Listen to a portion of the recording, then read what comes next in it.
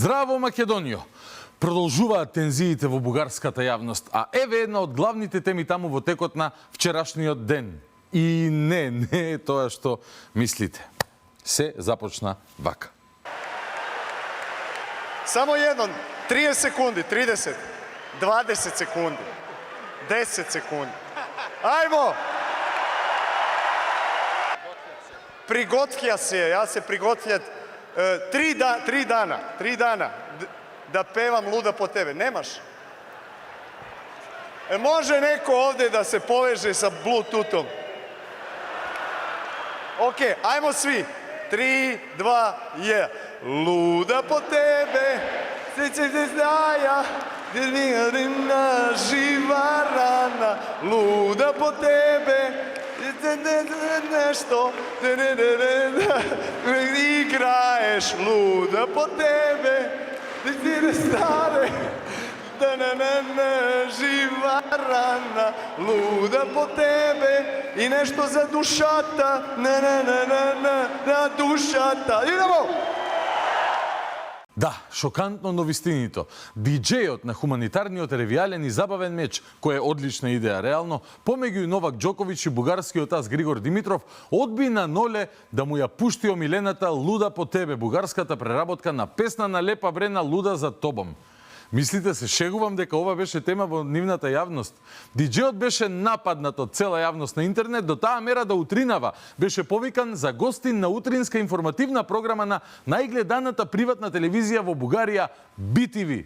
Нашето студио сега е най-коментираният човек през тази седмица в социалните мрежи, диджей Мартен Роберто. Той беше водещ и се грижеше за събитието на демонстративния матч между Григор Димитров и Новак Џоковиќ. Неговия ангажимент беше да осигурява музикалното оформление на това грандиозно събитие. Добро утро! Добро утро! Много се радвам, че съм при вас. Ние също от първия момент, в който изгледахме онези кадри, в които казвате не на най-големия тенисист на планетата в момента. Да. Много искаме да сте наш гост. Виждаме в момента и кадрите. Защо му отказахте? Имахте ли подготовка? Имахте ли очакване, че той ще поиска тази песен? Не, нямахме очакване, че той ще поиска тази песен. Имаше план да има автор парти, на което бях поканен да пускам от 11 часа, на което ми бе споделено, че там специално за изненада на Новак Џоковиќ ще бъде поканена Камелия, която ще му изпее лично песента. В един момент, когато той реши емоционално да се обърне и да поиска тази песен, нито един човек от екипа не знаеше какво да направи в този момент. В който той попита, всички камери бяха към мен и никой нямаше готовност за това нещо. Вашата реакция какво е? Нямам я тази песен, не мога да я пусна. Просто да обясним на хората какво... Тази песен не трябваше да звучи в залата, защото се бяха погрижили той да чуе персонално от артиста, който изпълнява песента лично след това. Защото цялото това нещо прерасна наистина в спорове, в полярни мнения в социалните мрежи. Няма нищо въпрос на принципи ли беше това? Защото, допълвам въпроса на Мария, ако вие можете да избирате, и ако сте на зададено събитие, където 99% от музиката е фънк, джаз, това, което обичате, но трябва да се пусне там една песен. Бихте ли го направили, ако той е в първоначалния план, заложения план? Аз имам и... Когато станах сутринта обаче, нещата бяха коренно различни. Аз се сблъсках с една много странна реалност, която не е много част от моя живот и бях обвиняван в неща, които нямат нищо общо с истината. И това беше и причината да мълча няколко дена, защото много се надявах цялото това нещо да отмине, но нещата ескалираха изключително много и Блазе си им. Ем си имаа шоу меѓу Ноле и Гришо Димитров, ем јавноста се занимаваше со вакви проблеми. Зошто диџејот не му ја пуштил Луда по тебе од Камелија, па мораше да се објаснува човекот дека не ја пуштил бидејќи била планирана за афтер партито после мечот каде на увце му ја пееше самата пејачка и не сакал да го расипе изненадувањето. Ете, ова се вика бе добрососедство. Не само што го пречека ако Лепа Брена пред 35 години, туку и го напеналија нивниот домашен диџеј, зашто не ја добил Ноле саканата песна. За разлика од тоа добрососедство, на оние кои ги нарекуваат браќа, ние македонците, нели, не ни истакнаа знаме, па тоа доведе до серија на несрекни изјави во кои негаторите на Македонија се вознемирија од тоа што не им кјутиме и глумиме мртви како и до сега, туку новата власт платена од народот да ги брани интересите и достоинството, тоа и го прави. Па една изјава на вице-премиерот Николовски ги собра, што би се рекло, на сред село сите бесни пцишта кога е во прашање Македонија. Еве еден од нив со неговите геополитички теории. Гордана Силянска. Първата работа да отговори на някои от държавните глави, които я поздравиха, беше на Вучич. И то начи сръбски. Види, прво се одговара на оној кој прв ке ти честита. След което направи среща с него в една територия, която е спорна между Сърбия и Македония. Така наречената около манастира Прохорупчински. Това е една спорна територия. Македонците претендираха за нея и сърбите претендират за нея.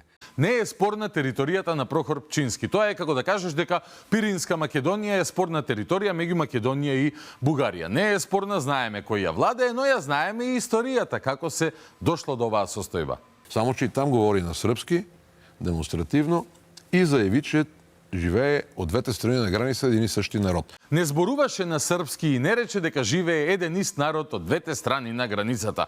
Вау, ова мислам дека е рекорд во лажење. 3 лаги во 12 секунди. Свака част. Към Сърбия те се опитват да създават мостове, а към България се опитват да ги прекъснат. И това е целенасочена политика. Това щях да попитам. Каква им е ползата? Сърбия не може да им помогне да станат членове на Евросъюза. България може. Аз ще ви кажа... А затова почвам да си мисля, че те не искат наистина. Не, какъв им е страха е по-важно. Еве еден високоинтелектуален разговор меѓу двајца зналци на национална телевизија, истата BTV која им е најгледана. Каракачанов вели дека кон Србија сме граделе мостови, а кон Бугарија сме сакале да нема мостови. Па водителката се зачудува. Зошто ние го правиме тоа и дали не сме сакале да влеземе во ЕУ всушност? Во превод таа мисли дека кофа лаина ако ни дадат да изедеме за да влеземе во ЕУ и одбиеме, значи дека не сакаме да влеземе во ЕУ, а не дека не сакаме да изедеме кофа лаина. Или народски кажано, ако некој некому понуди 2 червени, например, за одредена услуга и гратис влез во ЕУ и човекот кој добил понуда ја одбие истата, според неа веројатно значи дека не сакаме да влеземе во ЕУ или не сакаме пари. Вау, се разбираме, нели? Поентира Каракачанов кој знае дека сме имале страв, замислете, поради кој не сме сакале добри односи со Бугарија.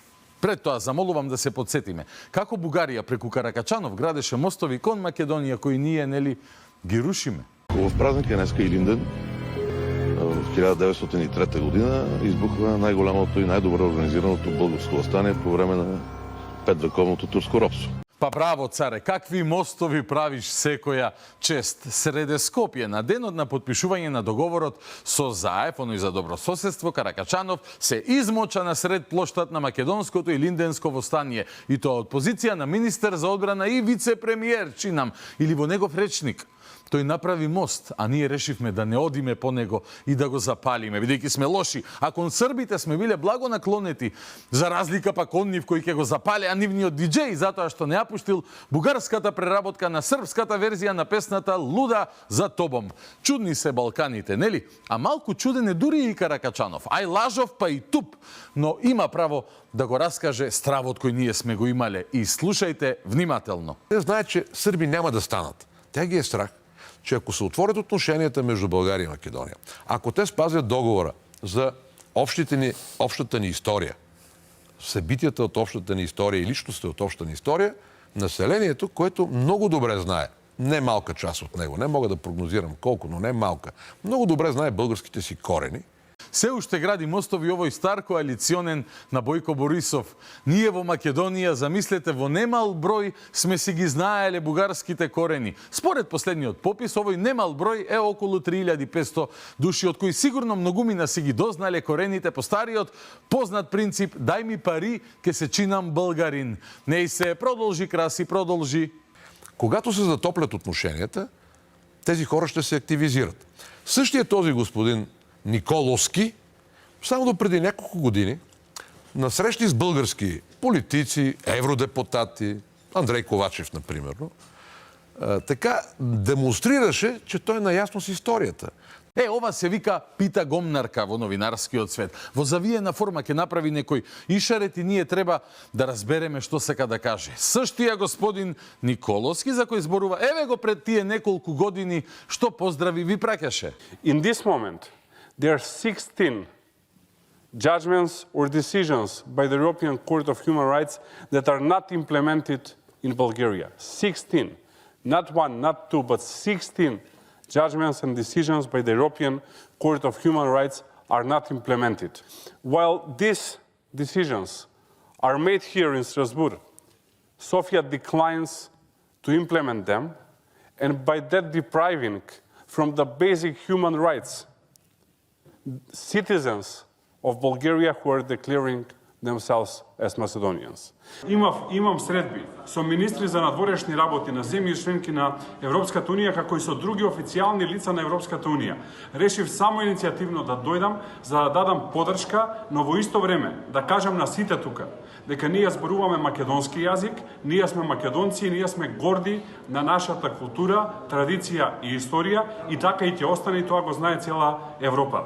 One of the key issues that we are facing is connected with the history and as well with the denial of the Bulgarian state that during the World War II they were the one that occupied nowadays Macedonia, and they were the one that unfortunately organized this expulsion of Jewish community, and they were the one that sent them to Treblinka. Заев кажал дека според него во двете држави живеат исти народи кои што зборуваат исти или сличен јазик.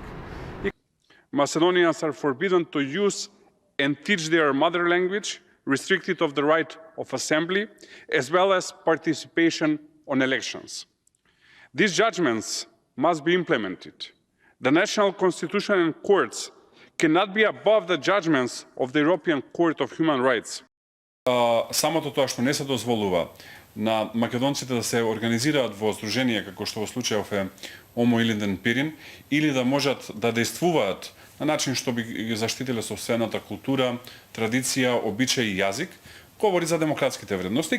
Ова се вика постојан став. Тоа е малку различно од лажење во секоја реченица, како што цитира господинот екс-министер за одбрана Каракачанов. Между другото, по происход од едно село до Охрид, Велгошти, което и до ден днешен, а и по времето на Југославија го наричаха малката Софија. Зашто? Не е од Велгошти Николовски, ниту пак Велгошти било наречено Мала Софија. Рекорд во лажење, човече. Ајде, не запирај. Што там хората бяха, аз съм свидетел, ходил съм там на Великден и на други празници, там хората демонстративно си казваха, че са българи. Значи, това са двулични хора. Си кажувале дека се бугари во Велгошти, па види, цело село е околу 3500 луѓе, колку што во цела Македонија се пишале за бугари лажовчино и уште дволични ги нарече велгоштани. Изгледа не сака повторно на Великден да оди во посета на селото. Друго објаснување немам. Се би било окей, ако ова е разговор пред кооперација со по некоја ракија, можеби велгошка черешноица, а не на најгледаната приватна телевизија во Бугарија. А што убаво уз ракија си терале претходно договорки со Муртинскиот Нобеловец, главниот спонзор на договорот за вето и блокада на Македонија или договор за заедничка, читај, бугарска историја. Токму така Зоран Заев, Каракачанов и неколку ракии. По безмалку 2 недели молкна вице-премиерот на Бугарија Красимир Каракачанов остана на истите ставови, но со премиерот Зоран Заев барем онлайн се договорија да се видат на чашка ракија. Многу пъти сме се виждали и както става на Балканите и в Македонија, когато сме си говорили, некој път сме пили по една-две раки, чисто човешки и пријателски, тогава нямаме никакъв проблем. Нито пие ракија, мастика што пие или? Тиквешка ракија пија. Тиквешка ракија, ја мислам виски. И јас пија същата. Не е сигурно дали после неколку чашки ракија се правени и следните геостратешки анализи, но не е исклучена таа можност. Заев во интервју на Канал 77 изјави дека се надева на пресврт во спорот меѓу Македонија и Бугарија и дека до крајот на овој месец нема да има вето од нивна страна, но Заев при тоа потенцираше дека за овој развој на настаните имал навестување уште пред една година. Дека ова сериозно станува пред една година, октомври 2019, кога освоја декларација меморандум во парламентот. Тоа е пред една година. Па браво, бе, царе, многу ум покажа. по усвоената декларација во која стои дека пред 44-та немало македонци и ние сме продукт на Тито, негова измислица. Тогаш Заев утврдил дека има индиции, дека веројатно можно е да имаме проблем. Иако проблем имаше Македонија со политичари кон него реално, кои 2 години пред таа декларација подпишаа договор со кој им го легализираа ветото на соседите и кој договор и ден денес стои во преговарачката рамка.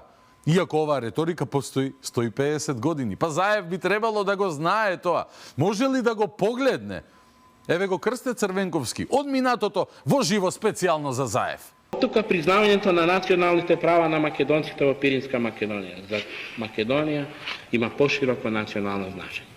Различноста на резултатите од трите пописи на НР Бугарија во однос на македонците од Пиринска Македонија покажуваат интересна и зачудувачка динамика.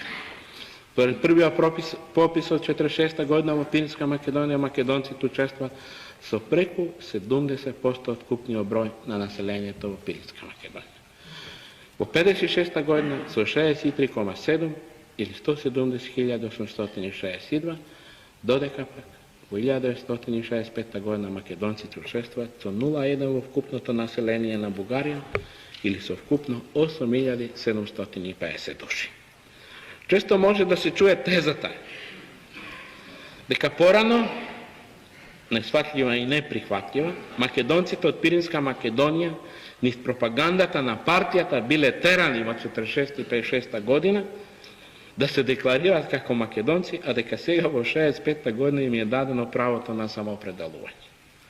Пред самиот последен попис официјално и на највисоко ниво во НР Бугарија беше предупредена од наша страна за неприфатливоста на притисокот што се врши врз македонците од Пиринска Македонија по 20 години да се предекларираат од македонци во Бугарија и дека тоа во целата наша, не само македонска, туку општа југословенска јавност ќе биде природно примено со вознамиреност. 1968 година говор на Крсте Црвенковски, дел од говор во Македонското собрание, во кој зборува за тоа што се случувало во Пиринска Македонија. Заев ова би требало да го знае. Мислам, се учат некои работи на школа, окей? Учевте за ова без оке? Ние имавме 4 часа секој ден, среда и петок по 3. И шо ни фали? Јас премиер стана. Тебе ништо не ти фали, ама затоа на Македонија и фали. И име, идентитет, историја, а бога ми и многу милиони евра. Но не е дека не се знаело за кого се гласа. До вербата овој човек ја доби од многумина и покрај тоа што и ова секој требаше да го знае, бидејќи исто така можеше да го види. Вид. Добро. Кај вид? Ово се знаат, мене обаче не Да им кажете исто така, беше Заев, апсени од Заев. Живи луѓе има да јаде на кофето. Ако знаеш вакво нешто и го поддржиш, чабе после чудење и каење. Но, таква е демократијата. Секогаш 11 непромислени луѓе, да не речам будали, ке тежат повеќе од 10 умни и промислени. И таму се корените на современите закачки со Бугарија, кои се актуелни и деновиве. Затоа ве подсетив, кој ја стави куќата под хипотека и ја запали, па сега треба да ја гасиме или да продадеме бубрек за да го вратиме кредитот, а и куќа да немаме. Не се, назад во денешницата. Одиме повторно на ракија другарот на Зоке, Красимир Каракачанов. Еве го неговиот финален заклучок од анализата за напрегнатите односи и конкретно изјавата на вице-премиерот Николовски. Затоплянето отношенията между България и Македония ще доведе до една ребългаризация. Вижте му изказванията.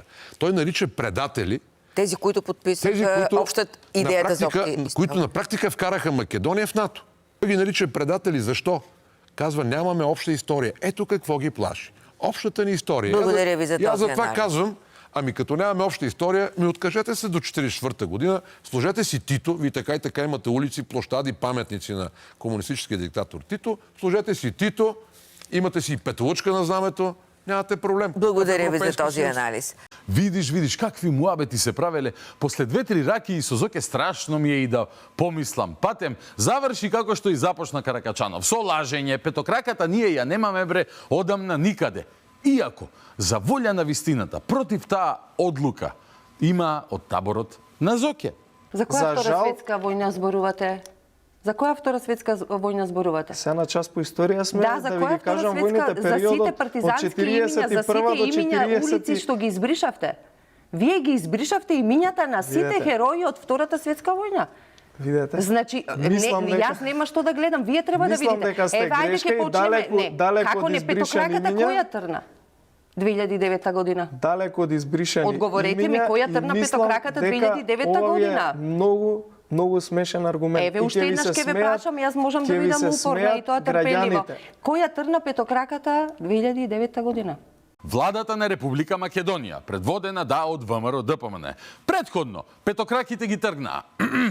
Русија, Албанија, Унгарија, Полска, Романија, Чешка, Словачка, Бугарија, Источна Германија пред да се спои, Србија, Словенија, Хрватска, Црнагора, Грузија, Молдавија, Казахстан, Узбекистан и уште многу други земји од советскиот и источниот блок. Прежалетеа петокраката. Тоа нема врска со односот кон историјата, како што нашите партизани и носителите на слободната држава Македонија не биле родени како комунисти со петокрака на чело, туку како македонци и умреле како такви. Идеалот не бил петокрака, туку Македонија, слободна и независна. Ако ga ја даваш нејзината судбина во рацете на комшиите со договори како оној со Бугарија, тогаш дозволуваш современа окупација на Македонија. И во таква ситуација, по изјавата на македонски вице-премиер дека е нецивилизиран односот на комшиите, од таму, поради силата и моќта и навиките што им се создале и моќта што сте им ја дале, доаѓаат вакви реакции. Поранешниот шоумен, лидер на партијата Има таков народ, Слави Трифунов, со остра критика до Николовски. Вие постоите затоа што Бугарија постои 1300 години. Зборувате зашто бугарскиот јазик постои 1162 години. И некој како тебе може да биде вице-премиер, затоа што таквите како мене, наместо да го праваат тоа, што го чувствуваат и сакаат, се воспитани, релативно кротки и ги почитуваат правилата и законите на Европската Унија. Ние не сме мизерни. Мизерен си ти. Кловнот Слави Трифонов реагира на македонската влада, конкретно на вице-премиерот, и во реакцијата вели дека не бил тој мизерен и вели дека постоиме, бидејќи постоела Бугарија. Изборуваме, бидејќи постоел бугарски јазик. Предходно лаевме ние на друг јазик. Да не беше бугарскиот Фала, Слави, фала многу.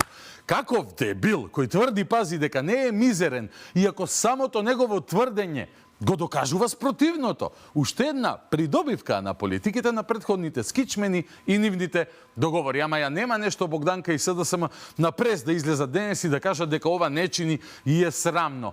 На Afterwork се, може би денеска, сепак е петок, знаете, и тие се луѓе. Но измачканата уста на тие што секој петок курда јадат останува. Недопустими изказвания, още повече за две съседни държави, и считам, че ако трябва да продължат нормалните отношение, този човек трябва да си подаде оставка. Пазете ова, до кај ја донесува Македонија. Еди кој си пратеник, од еди која си партија во Бугарија, бара оставка од македонски министер, како што вчера оставка бараше и Бојко Борисов од истиот министер Николовски. Јас не знам што е во прашање. 2-3 тиквешки, може би, или некоја друга посложена хемиска субстанца, ама што и да е, не е наарно.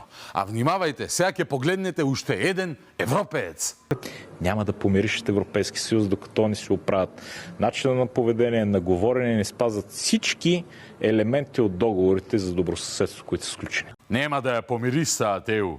Некој си Станислав Балабанов во само зададена улога на портир на Европската Унија, вратар, нели, тој стои на вратата и тој ни вели нема да ја помирисате Европа. Човек од земја која влезе во ЕУ бидејќи беше ептен заслужна. Затоа и ден денес не е, например, целосно во Шенген зоната, но тој ќе кажува кој ќе влезел, кој немало да влезе во ЕУ и да ја помириса ЕУ. Иако реално ова за миризбата, ако молчеше, ако му беше затворена устата пред камерите, наместо да ја отвора, може би и ќе сакавме да ја помирисаме ЕУ. Вака со отворена уста таа миризба не е најпријатна. Но оваа дрскост и курч им беше овозможен од оние со 3 часа во петок. И на ќоравите, нормално, кои ги носеа на раце до Илинденска безброј, овие со 3 часа во петок. Се си има причина и последици. Еве уште една последица. Костадин Костадинов од Возраждане најави декларација во парламентот во Бугарија против Македонија поради последните изјави на нашите политичари, на Мицкоски, Николовски и другите. Истиот Костадин Костадинов, кој среде Скопје на отворање на бугарскиот културен клуб, беше бајаги културен и го кажа следното добрососедско дело од негова страна. Аз ще ви кажа още веднъж. Да, България и Македония са две държави, които трябва да бъдат една. И моето виждане е, че две държави са, да, един народ, който трябва да бъде от Черно море до Охридското езеро. Това ви го казвам. Ако ова ви звучи познато, со причина е од Охрид до Црното море во бугарскиот парламент беше сонувано и пред 80 и нешто години. Целият български народ вижда днес да се осъществяват неговите идеали за създаването на една мощна и обединена България от Дунав до Бяло море и от Охрид до Черно море.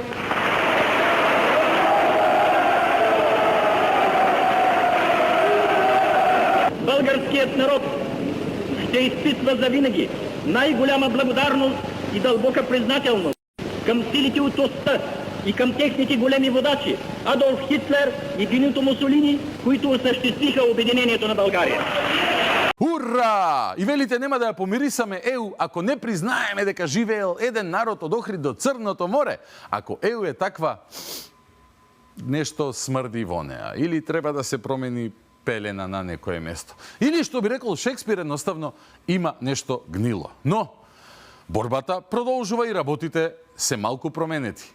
Како ја коментирате барањето на Борисов за оставка на министерот Николовски и барањето за исклучување на ВМРО-ДПМНЕ од Европската народна партија? Па видете, мислам дека подпредседателот Николовски даде одговор на тезата на господинот Борисов. Јас не би имал што повеќе на тоа да додадам и мислам дека треба да си го гледаме нашиот интерес како држава. Барањето за ВМРО-ДПМНЕ за исклучување од Европската народна партија, тоа како го коментирате? Добро, тоа сега не е април, тоа би била една добра првоаприлска шега. Уште еднаш, како и до сега надворешната политика и односот кон македонското национално достоинство го прогласувам за умрено по принципот како и до сега. Работите се малку поразлични за наша голема среќа. А теренот е таков каков што е. Турбулентен, на таков терен живееме, но, како што реков, борбата продолжува. И за таа борба и за се друго актуелно. Вечерва разговарам со министерот за одбрана Владо Мисаиловски Кендо. Ке зборуваме и за сомнителни финансиски трансакции во министерството, и за воената помош кон Украина, и генерално дали е Македонија безбедна земја или не. Ке биде интересно. Останете со нас. Започнуваме веднаш.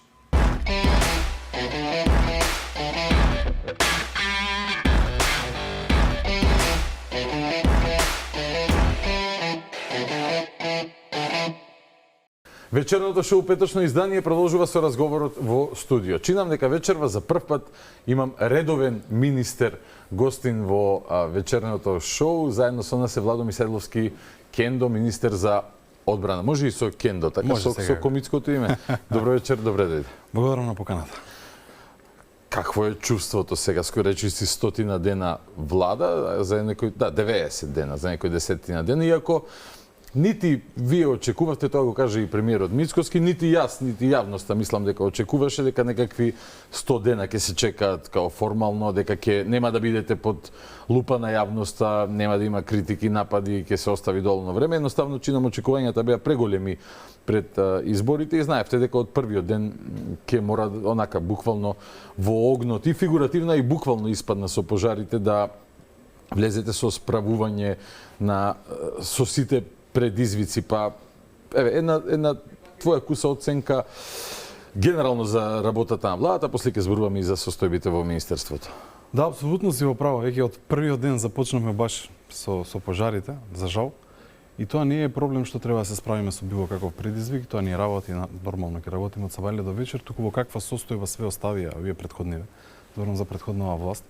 Ако во тој момент да речеме имаше неисправни хеликоптери, ако имаше недоволна опрема и така натака, влеговме максимално посветено да дадеме се од себе, баравме поддршка од секаде, од многу земји, со ЕУ механизам, со НАТО механизам, за да се помогне и да видиме што може да направиме, но во тој момент се чувствуваше и сега, се уште треба тоа да се направи, тоа дека системот е нефункционален.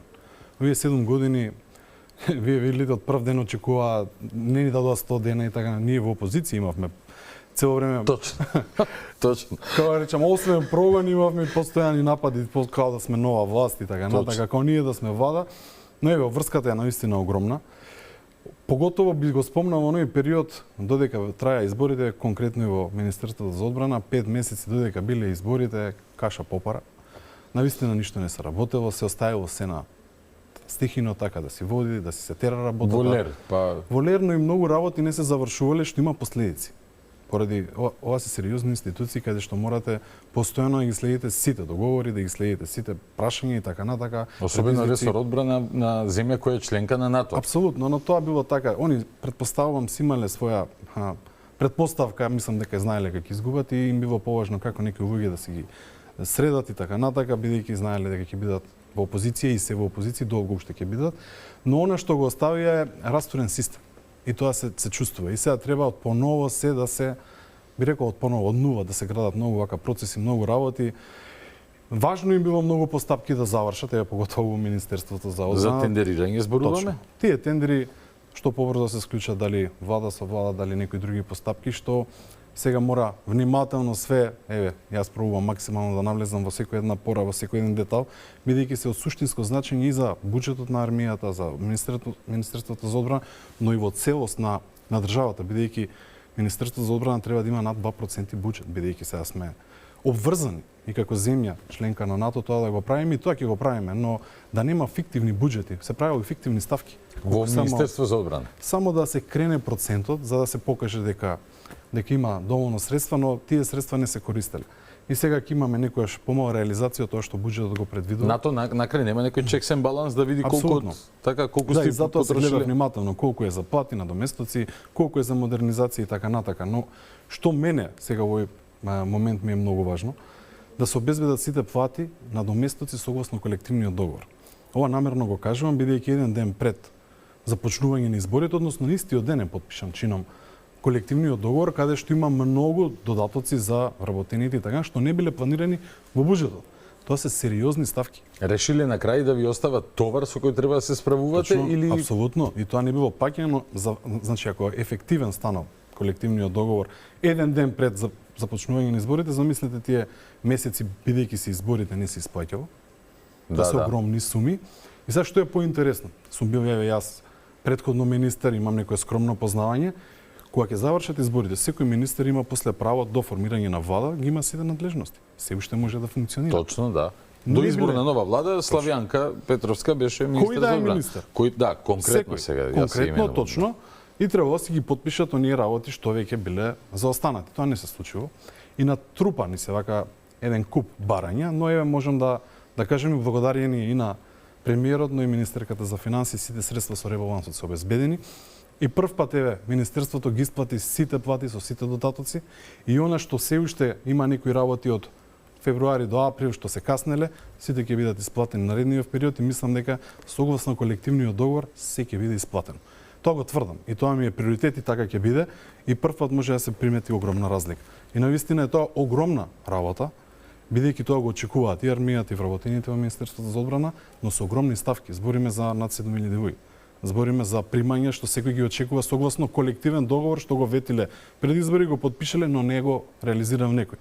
Ние го преземаме како врска, се разбира целото тоа што стои во договорите, све ќе биде исполнето и навистина е тоа еден од моите приоритети, бидејќи мора да имаме исплаќање кон овие луѓе, бидејќи поготово во армијата тоа се наши херои, луѓе што секој ден мечтаат како, односно сакаат да одбранат Македонија, сакаат секој ден да биде подобро утро за сите во државата. Животот го ставиле во заложба на и секој ден безбедноста на бранител сите мора и сите безбедностни структури да добиваат повисоки плати и тоа нема дилема и тоа ми е приоритет, а од друга страна и сите што се вработени во Министерството за одбрана да ги имаат сите оние привилегии согласно колективен договор. Тоа е наследен, но е многу важно да го пременуваме и согласно она што го имаме во буџетот се ќе биде исплатено, тоа прв пат се случува. Еве може да го кажам јавно и многу е важно да знае секој еден припадник во Министерството и во армијата дека целосно ќе биде исплатен. Бидејќи во минатото имало толку тужби, толку може и подоцна да збориме за толку било оштетено Министерството што навистина огромни суми иделе по разни судски за жал и поради неисплатени надоместоци по разни основи било тужено Министерството, преку времени и така натака, стражи и слично, и тие не биле во целост исплаќани. Избориме за милионски суми. Милионски суми. Тоа почнува од 2021. Ги имам и податоци да го сакате и во целост. Ме интересира да бидејќи ќе ви ги кажам, огромни средства се Збориме за преку 15 милиони евра. Она што ме зачудува најмногу е зошто некој не би исплаќал, бидејќи парите Немало пари, едноставно е во буџетот не било. Нели кога се предвидува нешто, нели треба да се предвиди финансиска рамка за да се финансира тоа. Апсолутно, до друг е проблемот. Зашто толку имало тужби? По кои основи? Зашто не се исплаќало? Што се случувало? Дали тука биле вмешани извршители, дали биле адвокати? Има постапки за ова. Но еве, таков сомнеш постои? Не е сомнеш, ова е факт. Ајде слушам. Да, и еве да замолам, да повикам, јавното обвинителство има се што треба да постапи. Нека постапи. Да не ги истражи сомнежот зошто се создавани фактички ситуации за да дојдеме до тужба? Има постапка. Има истрага, има се што е доставено до јавното обвинителство. Зашто стои во некоја фиока, тоа е прашање. И дали стои, еве повикуваме тука и не само за овој предмет. За различни предмети од Министерството за одбрана изминативе неколку години, зашто стојат во некои фиоки? Дали е тоа политички направено, дали не сакале да се гони некој и така натаму. Но има предпоставки, има инсуации, но има докази. И има материјал што е доставен до нив и мислам дека треба да си ја завршат работата. И тука ќе се види зашто, еве сега ајде ми интересира, ајде да тргнеме таму. 2021 година. Исплатени трошоци 100 милиони денари или 1,6 милиони евра. По основ на тужби. Тужбени барања од страна на припадници по разни основи. Добро. Затоа преска спомнав, овој пат во платата све се исплаќа. Нема 8 сати прековремено, колку им следува толку ќе им се исплати. Да нема основи за нови вакви тужби и губење пари. И сега ќе пробаме, и комисија ќе формираме апсолутно да намалиме секој едно тужбено барање, за да не ни се случуваат овие работи. Знаете што е најголемиот проблем? За некое тужбено барање, да речеме, од 3000 денари, со извршители, со адвокати, ние исплаќаме како министерство над 90.000 денари. Зашто не се правеле спогодби во тој период, да се намалат средствата? Тоа се навистина сериозни бројки. Или е негрижа, или е намерно, што и да е, не треба да биде. Ќе бидам искрен, се потегнале постапки од претходната власт, за да има за ова пријава, да има истраги и така, но зашто е се запрено, тоа е сосема различно прашање. Еве да отидеме 2022 година. Од 100 милиони денари, ако биле 21, 22 се 280 милиони денари, или тоа се 4,5 милиони евра. Продолжуваме 2023 година 5,3 милиони евра. Продолжуваме 2024 година, заклучно со 9.2024, 6,2 милиони евра. Тоа се огромни суми. Чекай, не ги собираше, туку секоја година посебно. Значи 4, 5, 9, 6, 5, 7, 18 милиони евра за неколку години. Точно и уште стигаат и сега насокат, ја го информирав и владата се разбира, и зборував со сите релевантни институции да видиме зашто истово се случува и во МВР. Како веднаш да почнеме да правиме спогодби, бидејќи ќе заштитиме многу пари. Сега што е најинтересно? Во минатото како започнава ова? Кога имало тужбени барања во различни судови, биле отфрвани. Случајно во еден суд, Чинам Кичево, наеднаш се прифаќа едно барање и потоа станува судска пракса. Да, како преседан, нели? Да, но се одбива во предходно. Зашто баш овој суд ја сменил праксата и направил нова судска пракса? Требало да бидат одбивани или не? Ти си правник, еве. Независно како може се едните судови да одбиваат, другите се да прифаќаат, но еве се прифатило судска пракса и сега сме преку 15, 16, 17 милиони евра оштетени.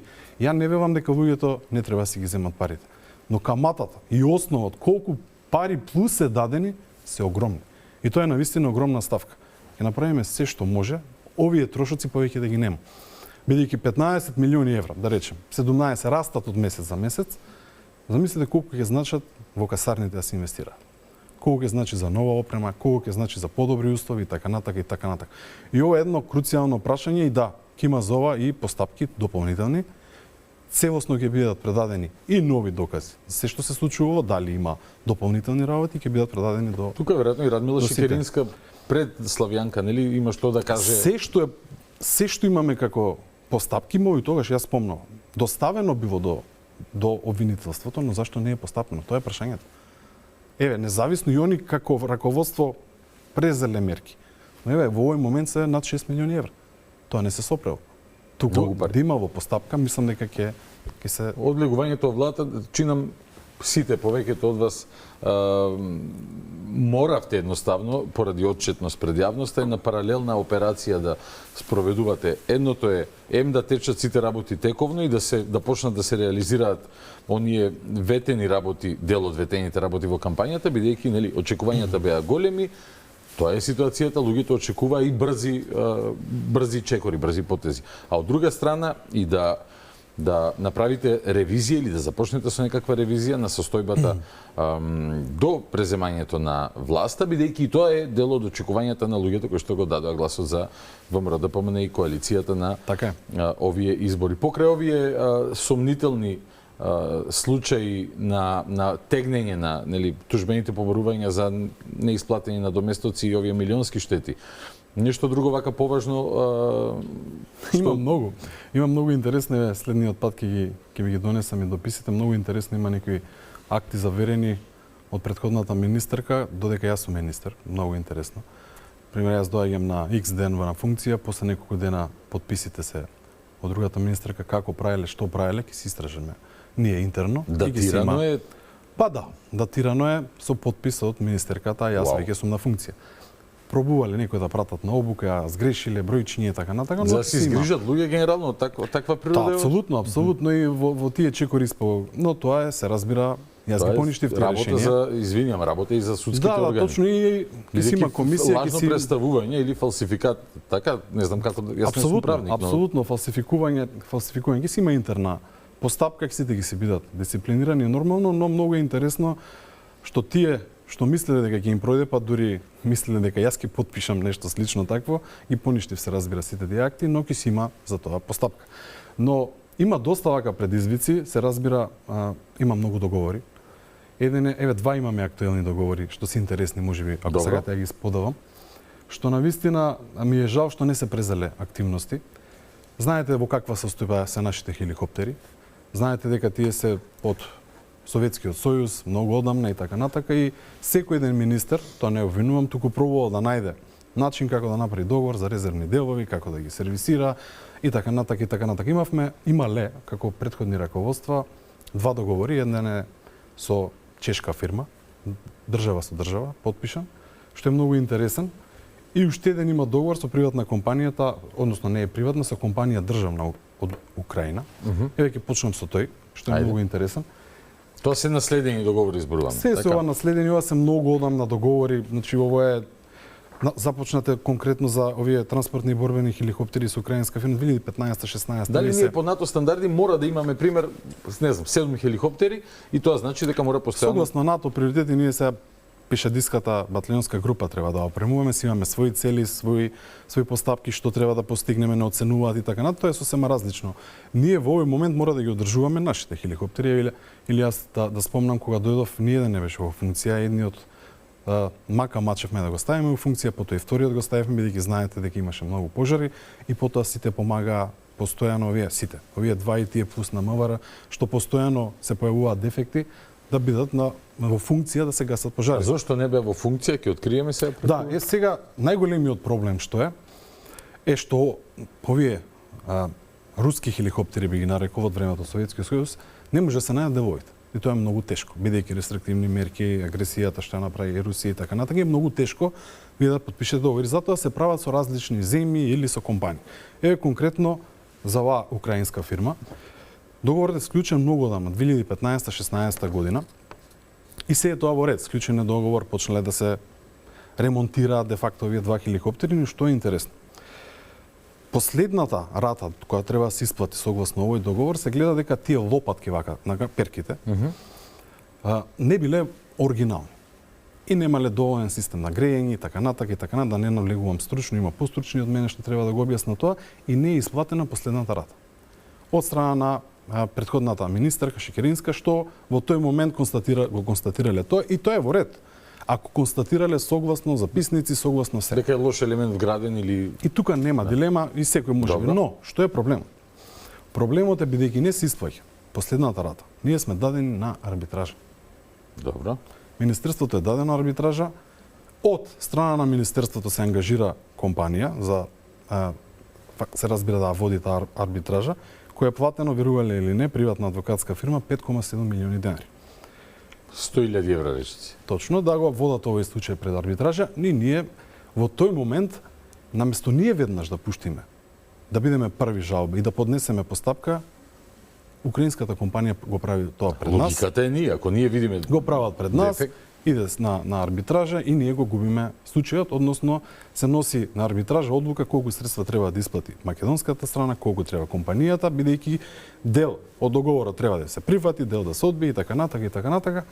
И на крајот се добиваат суми кои што треба да ги плати Министерството за одбрана и оваа компанија што ја спомнав и да се пребијат трошоците. Но што е поинтересно?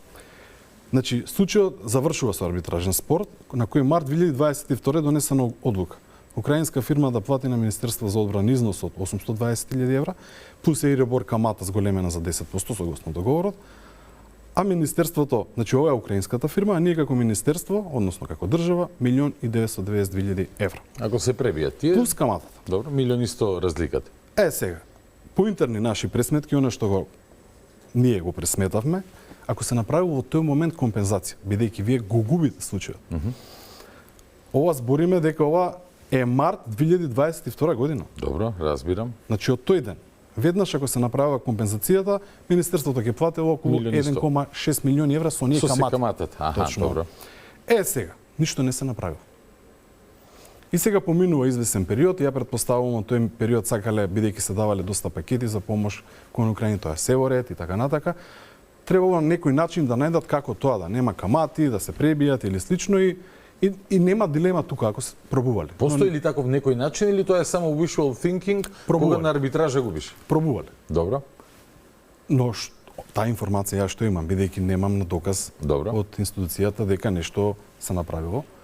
Или ако има ќе го објавам, но што е поинтересно од сето ова, пред последен месец јас кога станува министер, стига извршно решение да платиме 192 милиони денари. И ова е извршно. Дупло од тоа што сега како раководство, иако не знаевме за овој случај, нормално си има таму тимови што го преговара, што го договараат или слично, не биле превземени обврски од 2022 година.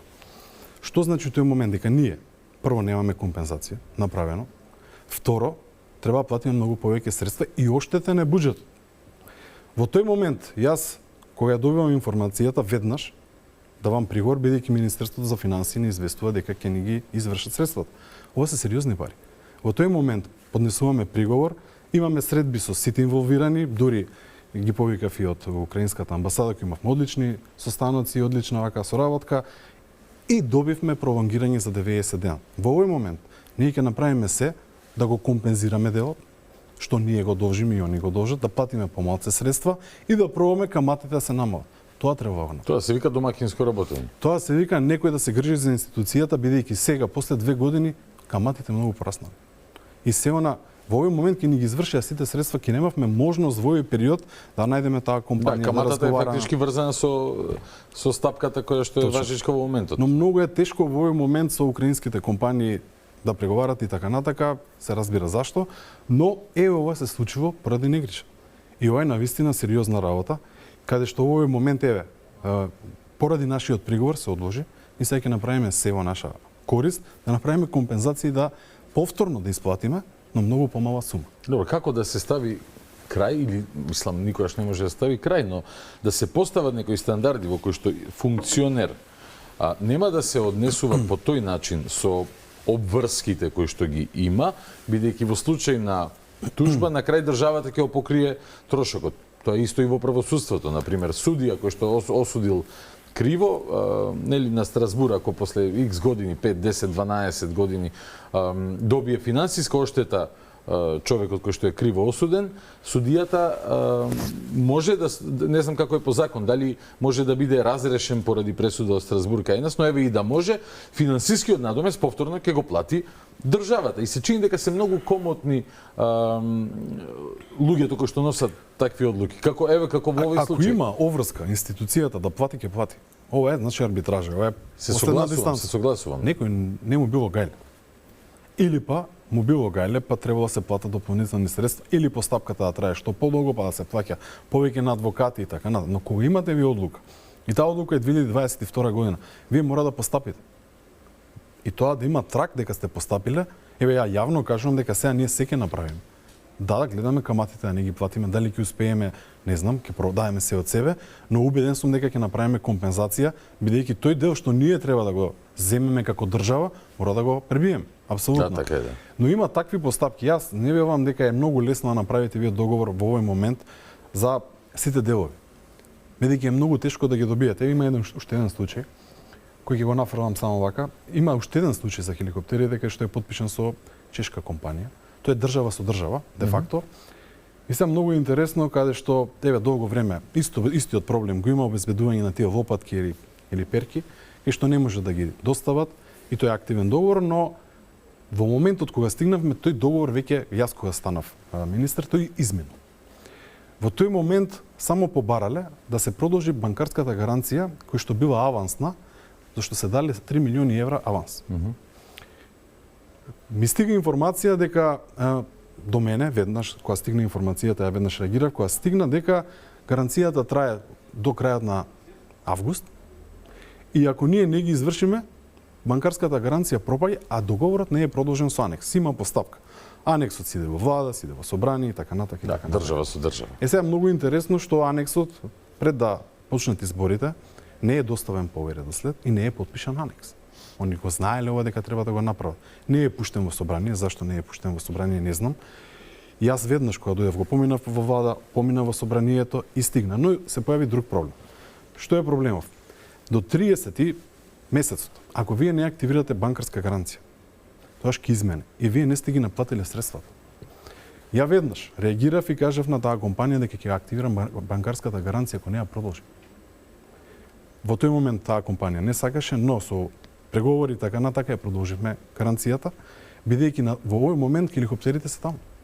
Ем ќе ги немаме хеликоптерите, ем ќе ги немаме средствата, бидејќи се платени 3 милиони евра, ем ќе немавме можност да банкарската гаранција да ја искористиме во тој момент, односно да активираме. Зашто не потпишувале договор? Претпоставувам не знам, државниот секретар не сакал да потпише, бидејќи со заклучок на влада бил, и сето ова останало да лепти. Сега, во овој момент седнавме со компанијата, почнавме да преговараме, најдовме начин, најдовме анекс, ќе се продолжи банкарската гаранција, се додека не се вратат хеликоптерите тука, за да знаеме дека ќе се вратат. И ќе ставиме во договорот, она што го преговараме, бидејќи е држава со држава, останатите средства да бидат гаранција за да не се исплати ако не ги дадат сите делови. Зашто мора да се грижиме и тоа што сме го дале да се врати утре. И за ова немало грижа. Или се грижеле. Шокиран сум, искрено. Но знаете што е најголемиот проблем? Некој ако се сомнева дека ја нема да активирам банкарска гаранција, и тоа како ќе активира во 3 милиони евра, и не ме интересира. Зашто во тој момент тоа е имотна држава. Да, ако не го сториш тоа, ти ќе направиш штета на и може би државата. намерно се оставале ова за многу работи да се сокрија, да се стават под маса. Има некоја адвокатска компанија и тука која што наплатува срещу? Не, тука нема, но јас сега што ќе направам целиот процес, повторно ќе го поминам преку влада, повторно ќе го известам собранието и сакам и сите пратеници да знаат и врз основа на тоа што е конечно договорено да се потпише анекс. Најтранспарентно. Бидејќи ние не знаеме дали до крајот на договорот повторно ќе ги имаме тие лопатки или сите оние делови што се тешко да се добијат, бидејќи навистина има проблем секоја компанија. Имаме ли стратегија да ги замениме? Компанијата има проблем. Таква е состојбата сега. Окей, тоа е објективно околносно и обврските се. Да, но проблемот е што во овој момент не може да ги сервисираме. Ние исто објективно имаме потреба од хеликоптери, на онаа набавка преку Леонардо ли се викаше таа италијанската компанија, дури сме кај хеликоптерите. Нели, Рашковски лошо малце помина. Не знам уствари, можеби не му е толку лошо денес. Не сум во текст со неговата судско обвинителска судбина, но беше актуелна таа афера Леонардо, но последно што чув пред некој месец, откако беше променета власта, е дека ние просто ќе продолжиме да го тоа и јас го изјавив. Да го спроведуваме, така тоа изјава беше. Точно, и мене ме прашаа за овој договор. 8 хеликоптери беа, така. Точно, 8 хеликоптери, 249 милиони евра е договорот, влада со влада, држава со држава. Убаво спомнавте компанијата Леонардо која се ангажирала за 8 хеликоптери, 4+4, тие треба првиот да стигне 2026 на крајот, потоа до 2029, но што е интересно од целава работа, што толку многу се брзало да се направи договор пред избори. Која е причината, други треба да кажат, и многу било важно пред избори да се префрли авансот. Но не се. Аха. Кога точно е Тоа е мислам дека околу февруари подпишан, авансот е точно 2 месеца пред избори. но авансот е префрлен многу пред неколку дена мислам пред изборите. Но За што е- авансите многу сме брзи и со Бехтел и Енка беше се Да, требало се, но што е, јас вака изјавив. И стојам позади тоа. Дека се дека овде има представка до Државната комисија за спречување на корупција. Дека се до моментот додека ние не добиеме одговор од нив. И јас како министер и министерство мора да почитува договор што е подпишан помеѓу влади. Добро. И јас ќе го почитувам, се разбира. На овој момент, сега, тимот кој ќе видиме, ќе го провериме, ќе се смене со решение нови луѓе што ќе почнат да преговараат, се она што е погрешно, или ако се покаже погрешно, јас лично ќе го кажам и ќе излезам со изјава, ќе дадам сугестии, односно тимот тоа што ќе го провери, што ќе го продолжи да разговара за овој тој проектен тим, но и многу е важно ако стигне нешто од ДКСК, тогаш има други опции за разгледување на тој договор што би правеле. Значи, јас ќе почекам, се разбира, но не можам јас во овој моментов пред да стигне официјално дали има тука судирни интереси. Дали е сумата огромна? Да, огромна е. Дали јас сум среќен лично или што првиот хеликоптер ќе стигне 2026 во овој момент имаме мака, таков е договорот подпишан држава со држава. Но се она што ќе го откриеме нешто ако е проблематично, ќе го изјавиме. И Дали- во основа на тоа ќе си има постапки. Дали, пример, истражувате цена на чинење на хеликоптер од За истата тоа компанија? претходно се направило. Си има проектни тимови каде што разговараат со различни компании и така натака, потоа си има во министерството и во армијата си има една посебна единица за тоа, потоа си поминува на едно тело, на програмска група, потоа на управна група, каде што сите тоа го разгледуваат, се прифаќа заклучокот. Многу луѓе се вклучени во процесот. Да, многу луѓе се, но се тоа треба да се истражи. И која е причината што се избрзало во тој период, зашто е причината и така натака, но сепак е ова договор држава со држава и не е едноставно вие да набедите друга држава за Се нешто. разбира, не може па ни без доказ, туку по интуиција, да. Да, но јас сум намерно внимателен, целосно, бидејќи прво јас со непочитување на договор може да направам други проблеми за државата. Заради тоа. И согласно се она што е договор, они имаат оврски хангар да градат, ние треба одобрение за градење да дадеме и за тоа ништо нема. Ниту па почнали ни постапка да се даде одобрението, ние се разговара. И тоа се вака интересни работи, се склучил договорот, се префрли во авансот 4-5 месеци ништо не се случувало. Зашто и што било причината, тоа се интересни. Може би авансот бил за да бидат мирни. Па тие 4-5 сето тоа е и затоа ќе замолам Имаме ли уште еднаш. доволно истражители? Знам дека ќе го претпоставам тоа е би многу го добро повикал обвинителството, ама има ли доволно луѓе кои што може да истражуваат што се случувало? Има доволно луѓе ако имаат доблест да дојдат во министерство, се ќе им биде предаден. Ако има некој погрешно, нека одговори. Ако нема, нема. Даде Боже мој. Така е. Боже мој. Но за сите оние постапки што се доставени поодамна во обвинителството, можеби некој треба да се позанимава. Ме интересира во однос на таа е, претпоставувам, генерална стратегија на НАТО, секоја земја со какви сили е неопходно да располага. Знам дека во минатото имаше ситуации кај што дали ние тенковската единица ја пензиониравме. Точно, да. И уште нешто. И по тој основ се дадени тенковите. Да, на Украина ги даваме бидејќи ја пензионираме, односно ја како се вика Да, тоа? се менува во формацијата. резерва, да, Да. се менува формацијата. И веќе немаме тенкови. Така. Да, точно. Тоа НАТО ви вика немајте тенкови или ние одлучуваме дека еве од денеска немаме Видете, тенкови. имаме ние НАТО цели како држава што треба ние да придонесеме во целиот во целата фамилија на НАТО Но земји. тоа е да, во Да, и окей. сега имаме НАТО цели што треба и точно. Ние не треба да ги развиваме тенковските единици, треба Не треба или пешадијата. не е неопходно? Не е неопходно, Може некој но да ти во забрани? Не да, може. во тој момент формацијата е сменета. И сега ние немаме таа формација, во тој момент тоа се донесло. Се разбира со одлука и потоа се дадени тие тенкови, но не се само тенковите, се дале многу вака многу дополнителна опрема и веќе сме пета земја вака како се гледа по глава на Четврта, пета по донации во Украина, да. Пета сме, четврта плюс пакети, пета земја каде што наистина дале опрема и така натака. Но моето размислување е дека ние треба максимално да се заложиме ние пред се да имаме целосно опрема. Имено, тоа ми е и целта на прашањето. Да се модернизираме внатре и навистина се прави тоа. Јас сега пример, гледате, никогаш не обвинувам за договорите што ги имаме со држава со Америка, со компании од таму, каде што имаме нови возила оклопни, GLTV, страйкери што ќе стигнат, што се супер. И тука немам дилема.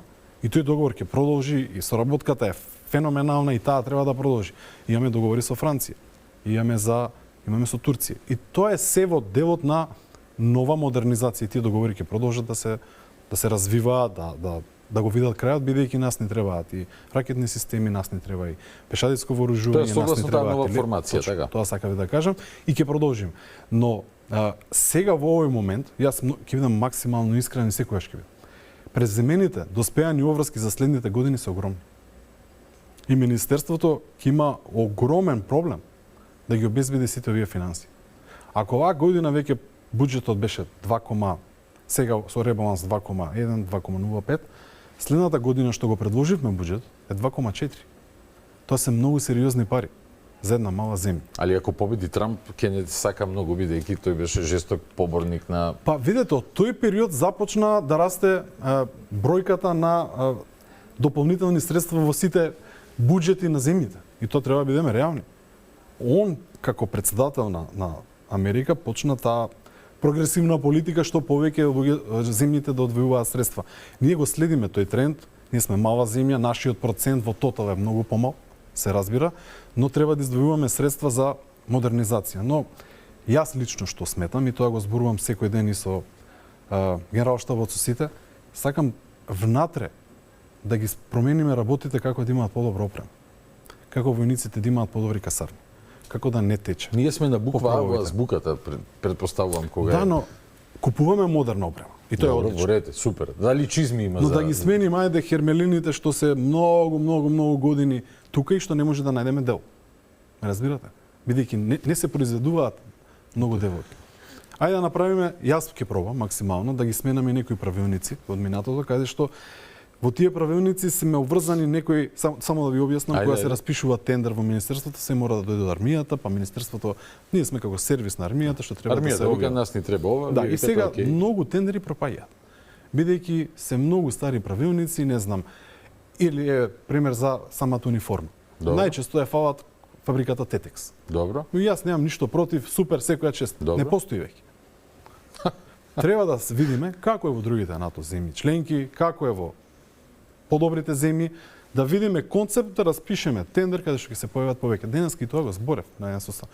Дајде да набавиме опрема која што е најквалитетна, но не по тие стандарди, бидејќи тоа што го стават не се јавуваат компании. И тоа се нови работи што ние треба да ги следиме. Нека учествуваат што повеќе компании, нека има супер опрема. Барем текстилна индустрија имаме голем број последниот луѓе што тендер не се јави ни една компанија само во делот на кошули, мислам каде што потпишеме. Добро, можеби стандардите треба да се променат, да. Апсолутно, или имате правилник за храна кој мислам ревидиран 2015, а мислам дека од JNA, каде што има некои работи што ние не можеме да набавиме квалитетна храна. Според тој правилник. Според тој. Например, мислам таа е квалитетна да не звучам. Интереси, например, што се бара вака што не може да се... Па не знам чоколадото колку да сега некоја има рецептура колку да содржи, не знам, бадеми, лешници, така натака и на крај една компанија да може да го земе. Тоа не може. Разбирам. Не може. А тоа е под изговор на нутритивна вредност, претпоставувам дека на војникот му треба дневно толку калории. И апсолутно е така. И тоа нема дилема. Но ајде да направиме модерен. Нека учествуваат повеќе компании, нека има подобра храна и заслужуваат и така натака. И тоа се работи што може да се менуваат. И ќе ги менувам. Ајде на храната, дури сме, да не пропуштам, имаше периодов информации за некакви труења? Точно. Да, ние дадовме повеќе информации во јавноста, излегоа 1-2 случаи, колку се тоа, каде се, што се случило? Видете, спроведовте ли истрага, што... Апсолутно. Денеска имавме огромен состанок за ова и можеме ексклузивно да кажам дека по однос на сите овие недостатоци ќе формираме, односно е формирана комисија каде што од сите сектори и сите одговорни во Министерство за одбрана и Генералштабот, сите недостатоци ќе ги ставиме на хартија, ќе направиме записник и врз основа на тој записник и таа комисија јас ќе ми се наложи дали да се продолжи договорот или не, но со оглед на она што јас го видов и она што ми го кажа сите единици, односно и секторите и она што се случува на терен и недостатоци, бидејќи мора да бидеме внимателни, јас во истиот момент, кога дознав дека околу 20 питомци веќе имаат тегоби, се јавив на сите инспекции. Веднаш да влезат да видат? Да, и тоа јас го направив. Веднаш да проверат, бидејќи сакаме да имаме доказ кој што ќе стигне не само од нашиот воено-медицински центар, туку ќе стигне и од Агенција за храна, ќе стигне и од Институтот за јавно здравје, за Центарот за јавно здравје, каде што согласно таа информација јас ќе ги продолжам постапките согласно договорот. Дел добивме, дел уште не сме ги добиле, очекувам во текот на деновиве дека ќе стигнат, но мислам дека следната недела ќе имаме комплетна анализа на сето ова. И согласно извештајот што ќе биде доставен, мислам дека ќе почнеме со постапка за раскинување на договор. Бидејќи тоа го бараат и вработените, јас сакам правно све да биде запазено и ако се докаже тоа, а мислам дека ќе се докаже, потоа ќе се премине кон активирање на банкарски гаранции, така јас фирмавата нити ја знам, нити ја А познавам. вработените зашто реагираат, има некој ненавремено достава? Апсолутно, ненавремена достава имало, но еве да не биде од Не е мене дека кажано. им сметаат бидејќи се, не знам. Ненавремена достава, грамажа на количините, има различни. Кога е случаен тој договор? Тоа се разбира случаен пред изборите. Склучен и тоа е на 6 Не е милиони. смешно, луѓе. На 6 милиони евро, што е сериозна сума. Систем за одбрана на НАТО земја зборуваме. Ја не би сакал да нападнам тука некоја компанија. Туку ако армијата и вработените се чувствуваат загрозени или па некој од нив чувствува било какви проблеми на здравјето, јас ќе реагирам. Зашто? Ова е војска. Ова е армија. И нема да дозволиме барем да ни се случува вакво нешто. Мора реакција. Еден човек од формација да не излезе. Бидејќи тоа има сериозни постапки. Зашто? Можеби е намерно, можеби не е намерно, но јас нема да ги откривам овие прашања. Тоа се нарушува и некоја борбена подготвеност. Така е. Ова се многу сериозни работи. Хипотетички да. И затоа јас ќе направам се што е согласно закон и договор и ова решение не да произлезе од Владо Мисајловски, да произлезе од сите Од инволвирани, институциите, да. од нашите институции и согласно тоа, кога ќе стигне записникот, односно комисијата ќе ми наложи правно дали ќе се продолжи или ќе се раскине договорот или да договор. го раскинете, бидејќи фактичка состојба е дека има затруени војници. И сега прашањето е дали овие затруени војници се случајно или намерно. Во секој случај се затруени. Но и за тоа да се докаже треба да имаме релевантни податоци од институциите здравствени. Кога ќе слушне некој имало Зашто војници со тегоби, ќе реагира, одма раскинете го договорот, но не е така, нели? Мора процедурата да И јас помине. затоа реков тегоби, бидејќи не можам јас од сега да кажам дека имало труење. Тоа е вака многу сериозно, бидејќи тоа треба некој друг да го достави до нас. Се разбира, ние како институција ќе го приложиме сето она што е што го имаме Така во е. наша моќ. И согласно тоа, или ќе се раскине договорот или не. Ја оваа компанија ниту ја знам, ниту ја познавам, ниту сум се сретнал, ниту па еве, ја именувам, туку ако има проблем во министерството, тој проблем ќе го решиме, односно нема да имаме договор со таа компанија. Уште 100 теми имам, се надевам ќе успееме да ги поминеме во овие 27-8 минути колку што ги имаме до крај на разговорот. Ајде дури сме кај питомците, на пример онаа тема за служење редовна војска. Од време на време некој ќе се сети да ја спомне твоите размислувања на таа тема. Јас не сум бил, бев мислам прва генерација која што не беше задолжена ни на регрутација, 86-та, на 85-та школска. Не бев ни на регрутација, не ни го поминав тој процес. Како ти гледаш на Видете, стана интересна тема еве во соседството, мислам дека од Хрватска еден бран почна. Да, точно така беше во Хрватска. И јас неколку пати дадов изјава за ова. Прво за да навлеземе детално во ова прашање, треба внимателно да навлеземе со анализа од безбедносните структури, се разбира и од армијата, но и од сите останати, да се размислува многу внимателно и потоа да се предложи план, бидејќи ова е финансиски голем товар, но од друга страна безбедносната ситуација се провери и трета работа доволен број на капацитети. Добро. Тоа е многу важно бидејќи збориме за десетици илјади луѓе што постојано ќе бидат во касарните. Лично и по добивање на било каква таква анализа, ако се реши да се прави, потоа е најодговорно да се излезе со предлог за да се размислува, да се дебатира и така натака. Сега во овој момент тоа не се прави бидејќи нема такво прашање, но интересна тема во јавноста. Лично мене ако ме прашате, мислам дека е многу убаво и здраво секој да помине месец, 2, 3, 4 зависност и тоа не само да има обуки или да помине војска каде што може да пука и да се запознае со оружјето и тренинзи, туку и многу други различни содржини. Таму има многу различни тренинг центри, има начин како да се помогне утре, не знам, на друг човек во неволја. Многу различни убави работи што ќе ги научите од војската и тоа е многу здраво. Но како прашање сега во овој момент не се разгледува и затоа сакам да го дадам како на знаење. Бидејќи треба внимателно со ова прашање, бидејќи сепак и да разговараме со НАТО земјите и така, сепак сме една фамилија. Тоа сега да прашам. Светот, нема генерална има генерална стратегија за не дај Боже случај. Во авион кога ќе влезиш, прво нешто што ти кажуваат стюардесите, добар ден, повелете, сега, ако тргне да паѓа авионот, треба вака да правите. Во ваква позиција ќе паднат маските за кислород да ги ставите, ако паднеме во море и така натака и така натака. Односно, секоја држава мора да има стратегија за во не дај Боже ситуација. Никој не сака војна, никој не планира војна. Македонија сосема сигурно не планира некого да нападне, да освојува територии и така натака. Но ако не дај Боже некогаш се случи, а по теорија на веројатност сигурно во натамошните стотици илјадници години наредни постоење на човештвото ќе има војни, не може да дај Боже да нема, но не може да нема. Да нема, така. Да се залагаме за мир. Така е, но нели, надевај се на најдобро, подготвувај се за најлош. Што во тој случај, ние имаме 3500, колку имаме професионални војници? 3500 отприлика, така?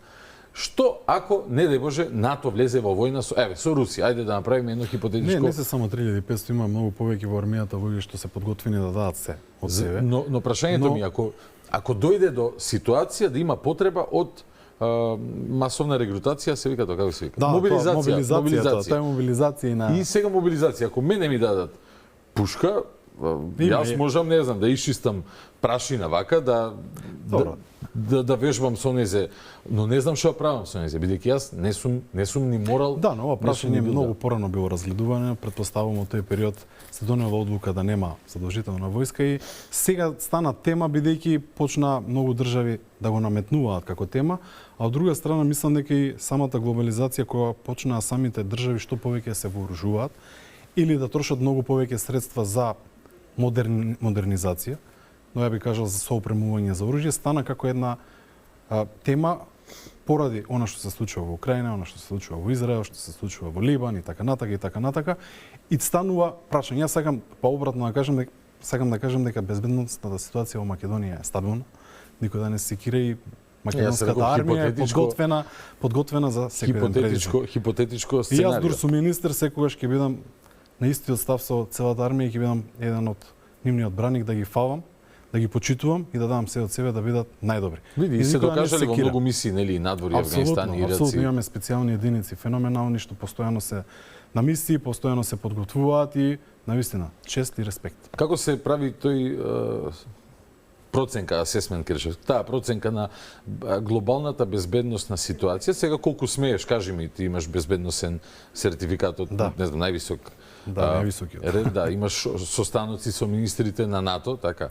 Но еве, например, во моментов постои некое натегање, нели, години наназад, но дали Украина цело време бара дозвола од Западот, конкретно од Америка, Британија, односно од Америка, да користи оружје кое што незе и е донирано за да гаѓа цели внатрешно длабоко на територија на Русија. Русија од тука праќа пораки дека доколку тоа се случи, тоа ќе значи отворена конфронтација меѓу НАТО и Русија, таа ќе враќа соодветно и сега јас го читам тоа предпоставувам нема да се случи, туку дека е напрегање во една таква ситуација, но дали се активираат некакви вонредни аларми, дали се прави некаква стратегија, дали некој некогаш спомнал, кажал дека Македонија е потенцијална мета во не дај Боже во апокалиптично сценарио. Да не правиме дополнително. Мој да прашам, твое да точно. Значи, безбедносната е на највисоко ниво, но зборам во делот на одбраната и безбедносните сили, но секогаш се можно да се случи. Она вие што го спомнавте, дали се разговара, ќе бидам сега внимателен со одговорот. Да се разговара и пред известно време, јас бев во Рамштайн во Германија, каде што има таму контакт група за Украина, каде што се разговара за дополнителна помош, што можат земјите да помогнат, да се разговара и за различни видови на степен оружје, или пак финанси, или пак тренинг, или така натака и навистина е потребна помош. Бидејќи таа агресија што се случува врз населението и финансиски се исцрпени, но и на секој еден начин.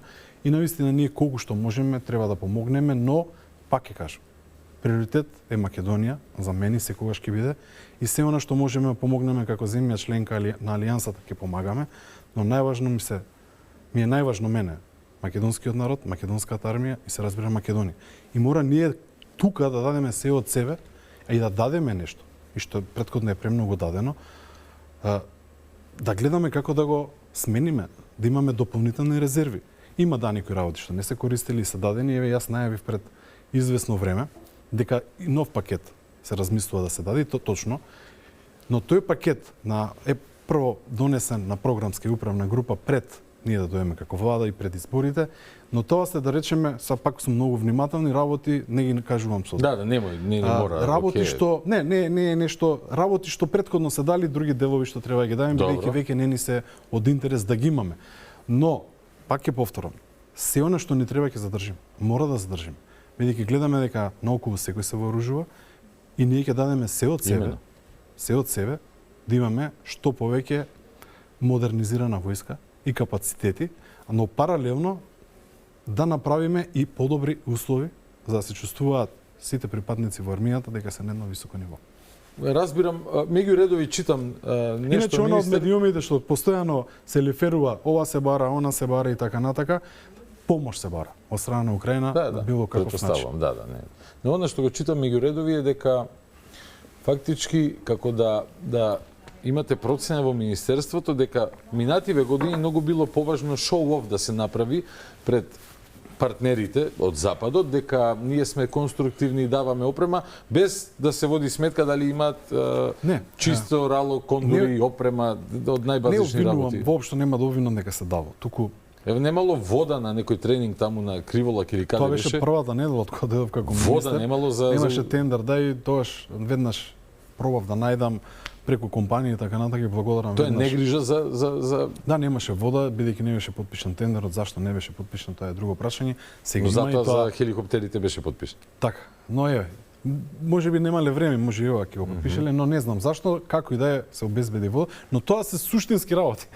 Без тоа не може да размислуваме на други работи, но зашто разговарам. И сега разговараме за храна. Нема вода, храна, трујата ние Да, но ја пак ќе спомнам една работа во висока кондиција и во висока борбена подготвеност на нашата армија. Ценам, прифаќам. Да, и тоа да нема никој да нема сомнеш. Покрај грижата подготвени во секој еден момент за било што. Покрај грижата за ова сакав да го спомнам, ако ми дозволиш. Значи ние кога сме веќе во НАТО, ние имаме обврска да помага. Сега, што замерувам што не се направило претходно, се оно што е дадено како опрема, ние немаме проценета вредност. И сега зашто се случува тоа? Во тоа време бил ангажиран вештак преку бирото за судски вештачења. Да не се за еден денар расходовани тенкови. Не, проблемот сега е некоја сметководствена вредност најна, туку ние не знаеме проценетата вредност бидејќи не бил исплатен тој човек што бил вештак. И сега тој човек, јас се гледам неколку пати, коректен човек, каде што разговараме како да го ангажираме во Министерството, бидејќи тие проценки ни се потребни се на државата, за да покажеме колку средства се дадени, а од друга страна ние имаме обврска секоја година и финансиски да помагаме, ако не со опрема или со било што. И затоа ако ние не даваме опрема, ќе може финансиски да даваме средства и така натаму. Но јас мислам дека во следниот период треба уште повеќе да, ако даваме помош, да биде тоа во тренинг, да биде хуманитарна помош и така натака, она што можеме плюс дополнително да го помогнеме се разбира, но мора да направиме колку чини се тоа, бидејќи тоа ќе биде обврска како министерство да го прикажеме, бидејќи веќе кога сме земја членка на НАТО, ние сме НАТО, мислам, сме во фамилијата, мора да прикажеме реална вредност, бидејќи сметководствена и проценка она што е дадено е различно. Сега во овој момент министерството не располага со таа информација. И со месеци јас веќе пуштив информација до влада, веднаш бирото да ни даде проценка и да го исплати човекот што го ангажирале.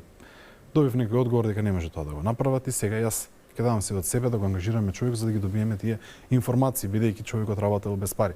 Информација тој работел претходно во институција, требало тоа, но да не се исплаќа, но е огромна работа човекот што е работел и намислена секој што се сработил треба да се добие и тоа што заслужил. Ќе пробам да давам се од себе за да имаме и проценка, бидејќи е многу важно да знаеме и утре да излеземе исто информација. Ајде малку политика, нели да ја искористам и твојата капацитетност како подпредседател на ВМРО ДПМН.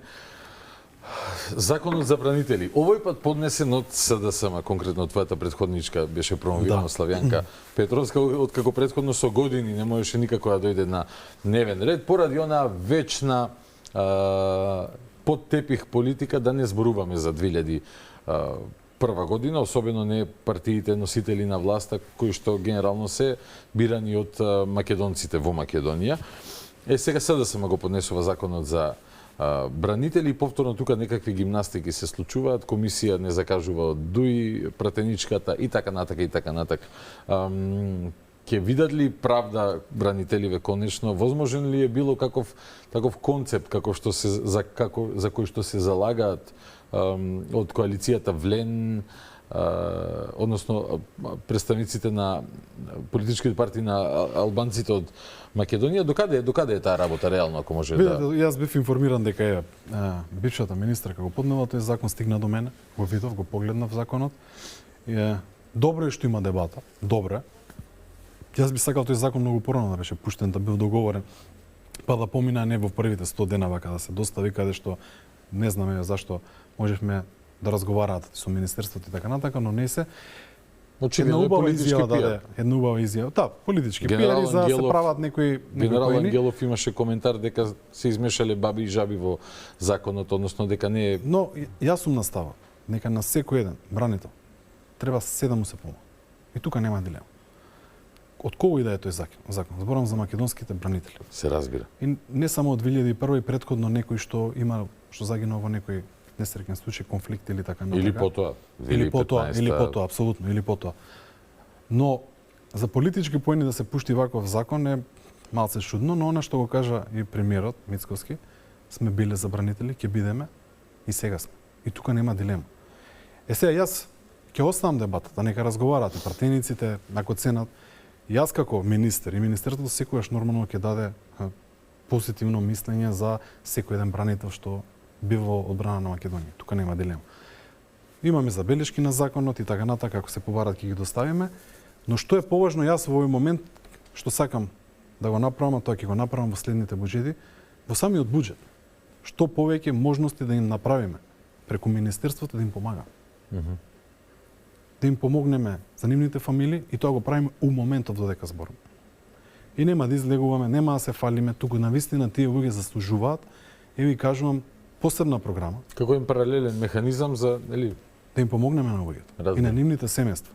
Дали тоа значи вработување, дали тоа значи договор на дело, дали тоа значи да ги згрижиме на друг начин, дали ќе имаме семинари, дали ќе идат на одмор и тоа го правиме. Ако политиката го кочи проблемот, министерството јас ќе дадам се од себе согласно и тоа се правило и во минатото. Им се помагало. Но сега еве јас тука јавно кажувам дека уште повеќе ќе им се помага на сите бранители согласно буџетот на нашето министерство и да не се донесе закон, јас ќе дадам се од себе, еве кажувам се од себе. Мислам дека ќе видите во нареден период дека тие луѓе уште повеќе заслужуваат, зборам за нивните семејства, за нивните дечиња и така натака, заслужуваат првен респект од сите нас, зашто го дале животот и влегле во војска, влегле во армија со една мисла дека во секој момент може да им се случи најлошото и тоа се херои. Тоа се херои и никој не сме ги заборави. Јас верувајте дека ќе дам се од себе согласно оние механизми што ги имам. Нека разговараат за закон. Јас да пробам како министер се што можам дополнително и ќе помогам. Само се поставува прашањето за оние спомен плочи кои што се кршат многу често од нецивилизацијски причини. Да, точно во права сте. Тоа во минатото се случува и сега се случи на плочата Карпалак, каде што за жал беше искршена и така натака. Веднаш ја сменивме, веднаш поставивме ново. Има ли некоја можност поинаку да се... Да, сега ќе објаснам. Без да стои таму стражар и да... Прво сакам да се заблагодарам, ќе ми дозволиш, не сум имал прилика. Повели. Во истиот момент многу компании ми се јавија за донации. Браво. Значи, изненаден сум и благодарен сум. За неколку часа веднаш имаше повеќе компании и не само македонски компании. Зборам од различни етникуми каде што се ни дадоа можност и велат вака колку и да се скршат нови ќе има. Јас сум благодарен. Без еден динар се смени таа плоча и така натак и секогаш повикувам да не се прави тоа. Нема потреба и навистина жално е. Ние искажуваме почит кон тие луѓе бидејќи загинале 10 луѓе и навистина е нешто што е за некои семејства премногу жално. Жално е за државата, но од друга страна треба да покажеме воскит. Во минатото се спомнувало дека ќе се направи спомен обележие. Прво сакам да знае секој дека Министерството за одбрана не гради спомен обележие. Има други институции, тоа се општините, тоа е собранието. Но она што е интересно и што ставка се ставиле во буџетот дека ќе се направи некој идено решение, односно споменик за конкретно за Карпалак. Да, зборам од претходна власт, што е многу интересно, што добиваат негативно мислење од јавното претпријатие за државни патишта, што бидејќи за споменик да поставите, вие мора да имате локација, мора да се имаат проекти, така натака. Општина или собрание носат одлука за споменици. Да се постави на тоа место. Во тоа место, бидејќи нема, знаете дека е автопат, или во околно место исто така треба општината да даде, нашле некој интересно решение, верували или не, и тоа го правиле од Министерство, да направат идеално решение за содржини во функција на патот, како вулканизер и паркинг. Вулканизер?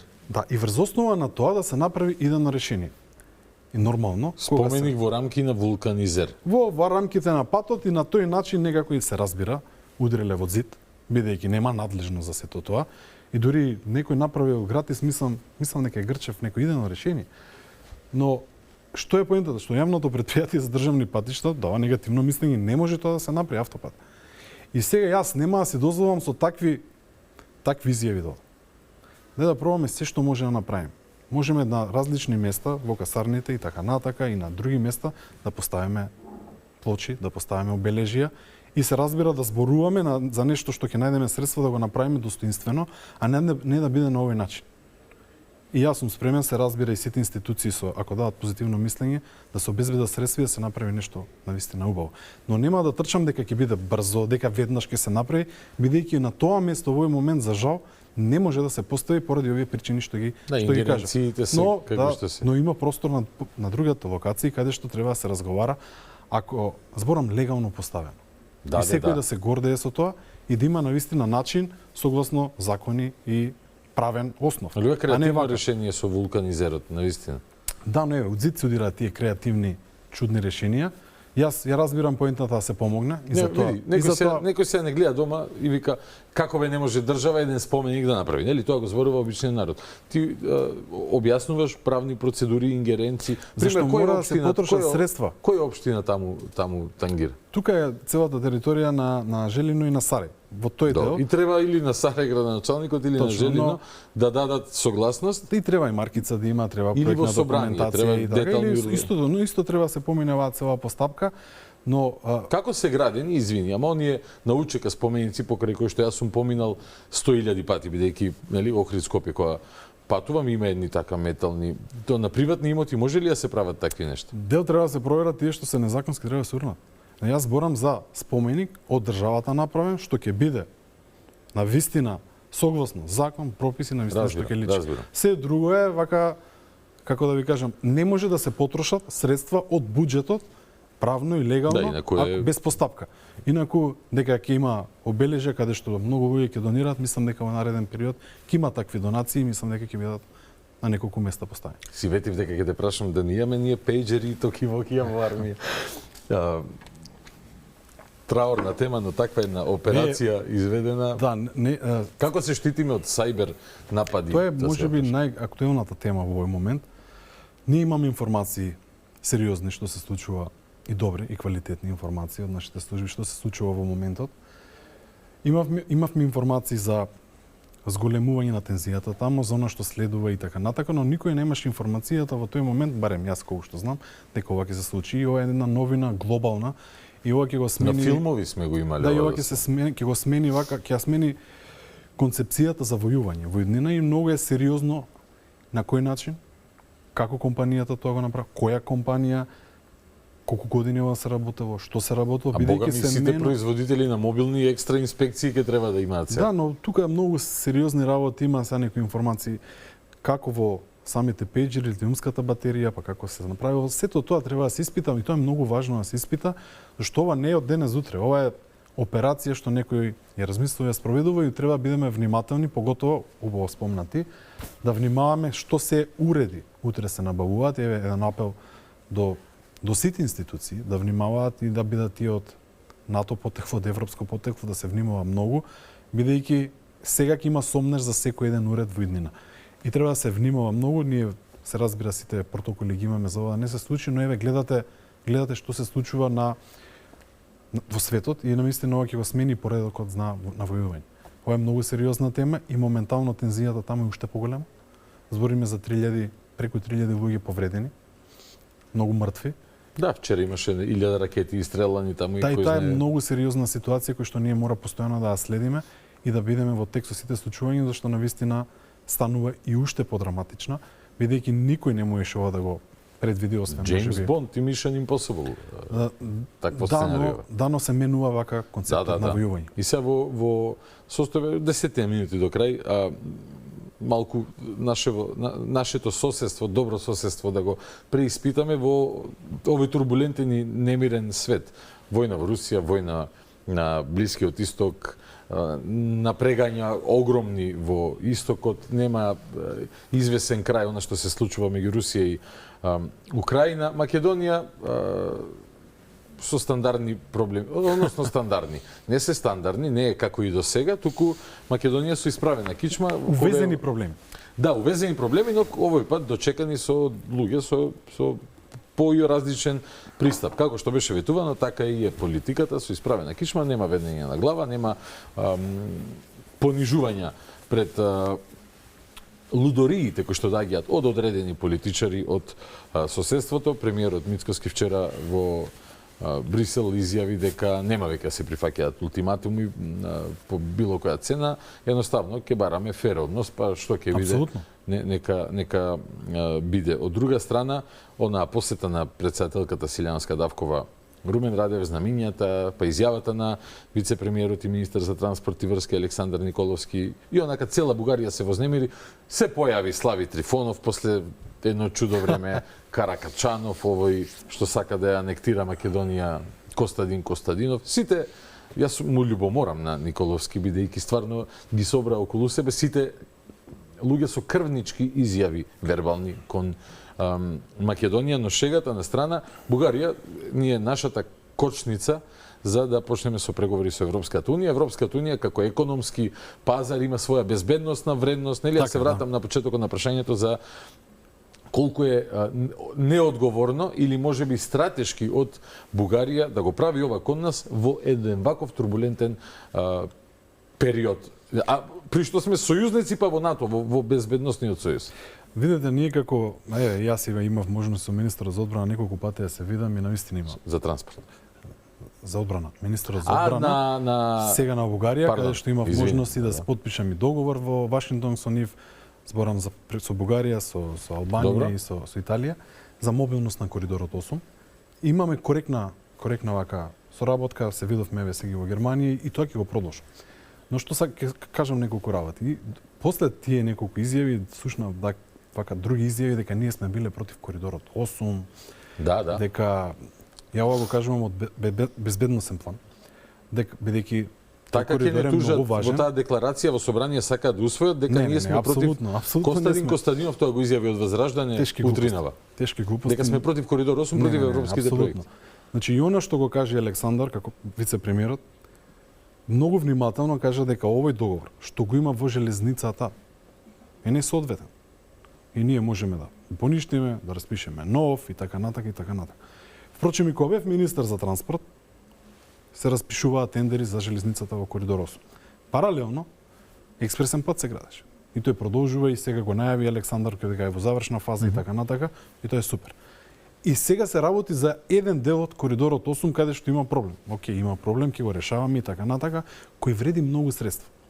Јас сакам да истакнам дека коридорот 8 останува приоритет, апсолутно, но дали тие средства што треба да се потрошат во овој момент, 500 милиони евра, каде што од другата страна се уште нема дополнителни активности, тоа е прашањето.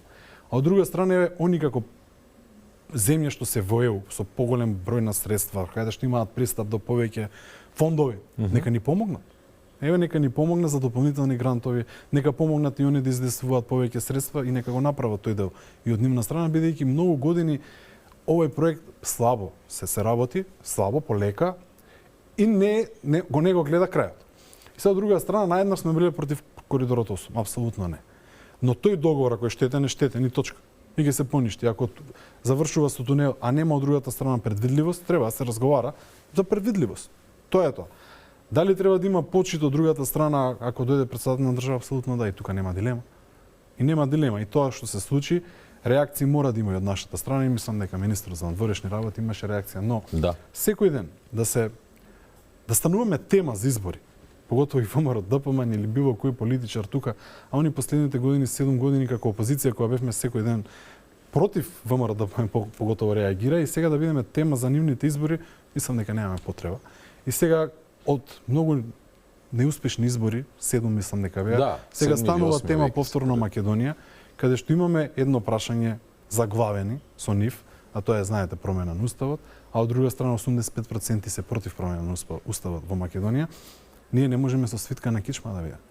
И треба да разговараме и она што го каже и премиерот, но и сите ние, дека мора со исправена глава да разговараме, да преговараме, да најдеме некој решение заедничко. Ја им посакувам да направат влада. И да имаат една добра влада, квалитетна, каде што ќе можеме. На овој начин ние да стануваме дел од нивните избори, ја мислам дека нема потреба. И затоа, еве, внимателно кажувам, да имаме добра соработка со во делот на ресор, одбраната, со ресор, да. бидејќи ова прашање, како што спомна ти, нема потреба да ескалира. Сепак сме сојузници. И мислам дека треба на тој начин, но од друга страна не може да дозволиме некој да навредува. И многу внимателно Александар го слушав кога кажа дека бараме почит.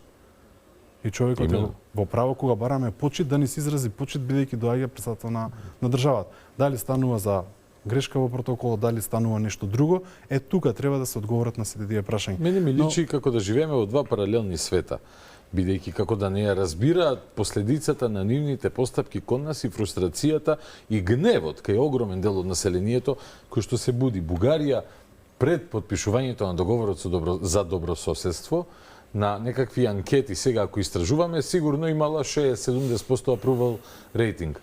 Денес е прв непријател во очи на целата јавност на македонците. Тоа не е ради мене и ради тебе, тоа е ради нивните политики за кои што не се свесни за тие последици. Од друга страна, па тие се жалат дека нив ги дискриминираме, одиме по улица, тепаме бугари, бараме, не знам да. Не, апсолутно, и мислам дека е пренагласена реториката. Како да живееме, затоа реков, на две различни планети, а не како да сме Да, но од друга страна, ние имаме проблем.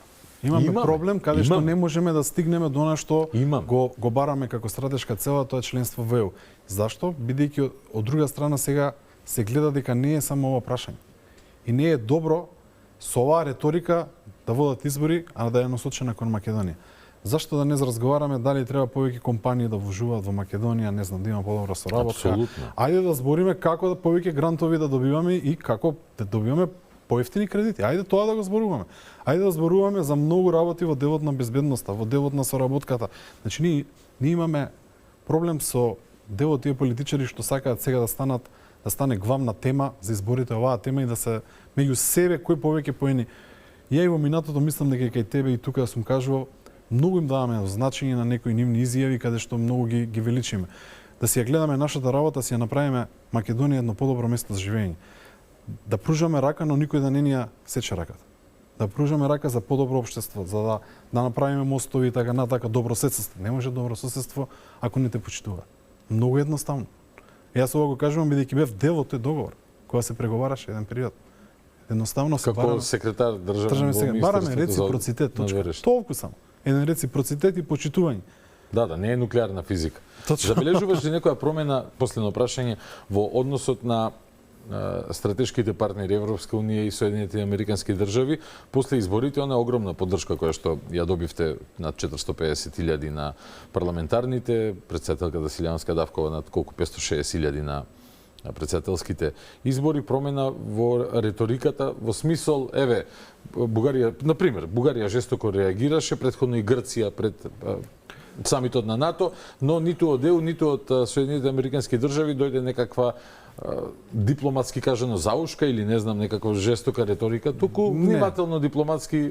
Секогаш кога имате аргументи да објасните зашто го прекинувате договорот. Еве јас имав можности со министерот за одбрана на Албанија да зборувам за коридор 8. И објаснив со аргументи. Факт е дека се работи за прекинување на еден договор. Не е тоа против коридор 8, против ЕУ и така натака, па сега да се прават драми. Ако имате аргументи и факти е многу лесно да објасните. Но ова прашање што го поставивте навистина многу важно.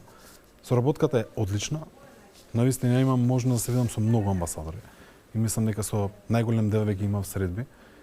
Не само што ќе продолбочиме соработка, туку ќе гледаме што повеќе да имаме и подобра комуникација меѓу себе за секакви вид на прашања, поготово делот на одбраната и безбедноста. Јас сум навистина презадоволен од соработката со нашите стратешки партнери. бидејќи ја морам да го кажам, подобар пријател и поголема помош од Америка кон Министерство за одбрана ниту имало, ниту па некој друг ќе ни помогне повеќе. И навистина сум благодарен на секојдневна основа. Им се помага на нашите единици, на нашите безбедносни сили, на целата армија. Квалитетна, модернизирана опрема добиваме постојано. Се даваат многу средства, поготово од Америка, што се од Конгресот директно, од граѓаните на што го плаќаат данокот во Америка кон нас, и тоа се одлични договори. Навистина имаме квалитетна соработка. Еве јас следната недела идам во Вашингтон, каде што ќе имам можност на билатерални консултации и средби да разговараме за продолжување на соработката, но исто така сакам да спомнам и со сите земји членки на НАТО имаме одлична соработка. Сепак ние сме мала земја, можеме да учиме, можеме да подадеме рака таму кај што можеме, но и да искористиме нивното искуство и знаење и да можеме да добиеме нешто повеќе плюс од сите нив. Еве пред некој скоро време се случи една донација од Турција каде што навистина ни дадува многу квалитетна опрема, од дронови, од наоружување, од балистичка опрема и така натака, што вреди специјалните сили да имат за понатака и за вежби, но и да се справуваат со некои закани. Така што не само што е добра соработката, и ќе се продолбочува, и најважно од се да имате аргументи да зборувате вистината. Кога ќе кажувате вистината е многу поедноставно да се справите со сите предизвици. Министре, благодарам за одвоеното време, за честа, за вечерашното гостување. Благодарам на реуверувањето на целата јавност дека безбедносната состојба, кога зборуваме за ингеренциите на Министерството за одбрана и Македонија како дел од НАТО силите, е тамам како што треба да биде. Чекаме нови информации во однос на овие сомнителни случаи поврзани со исплаќање финанси од Министерството во иднина. Исто и чекаме чекори некои на обвинителството и се гледаме во следна прилика. Фала на можноста во секој време. Мислам дека следните разговори ќе бидат и со многу повеќе детали за некои други работи. Супер, едва чекам. Фала. Фала ви што останавте со нас до самиот крај. Наредна средба четврток по 22:30, запомнете го новиот термин. Значи четврток и петок наместо петок и сабота како претходно. До тогаш стандардна процедура. Гледајте, слушајте, размислувајте, анализирајте, излекувајте сопствени заклучоци и како што вели министерот за одбрана Владо Мисајловски Кендо, спите мирно. До тогаш добра ноќ. Главата горе Македонија.